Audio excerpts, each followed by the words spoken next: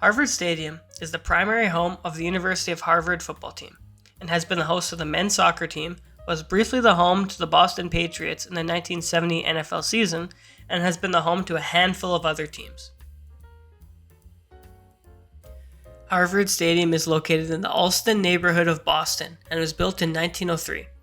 It was built of reinforced concrete, and it was generally an influence on many future North American stadiums as a result.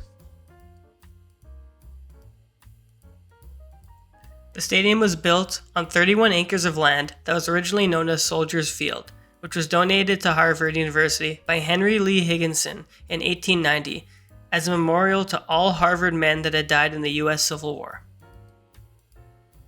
The structure is an iconic U shape, which shares a similar shape to the Panathinaikos Stadium in Athens. The stadium took only 4.5 months to complete and cost $310,000, which is roughly $10.5 million as of 2023.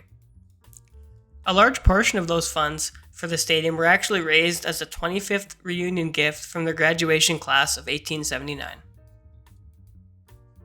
Interestingly enough, Harvard Stadium was the largest concrete stadium in the United States for a brief period of time, before the construction of Archibald Stadium at the University of Syracuse in 1907. When originally built, Harvard Stadium was built to house just over 57,000 fans, but capacity has been reduced over the years, and since 1952 houses just 25,000 spectators. The stadium was partially designed by Louis Jerome Johnson.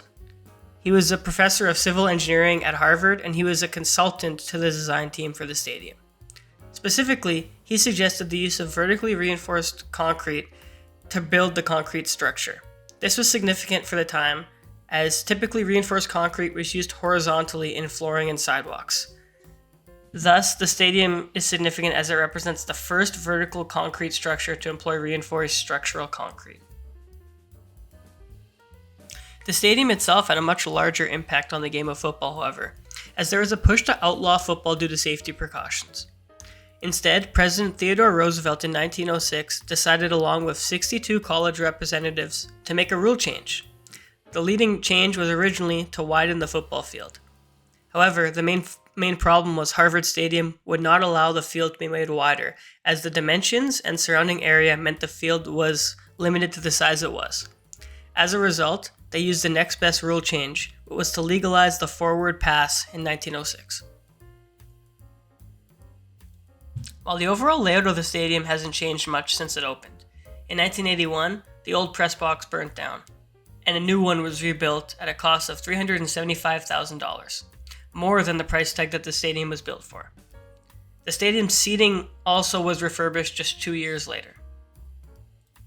For much of the stadium's life, it has used natural grass. However, in 2006, turf was installed. And also in 2006, significantly, lights were installed.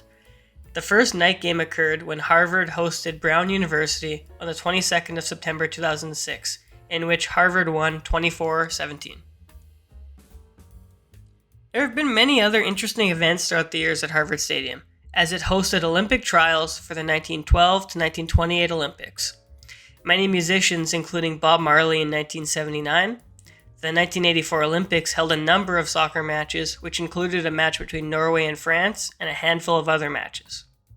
Today, the only other team that shares the stadium are the Boston Cannons of the Premier Lacrosse League, as they just moved in 2024. The iconic look of Harvard Stadium, mixed with the prestige of the school, certainly fits together.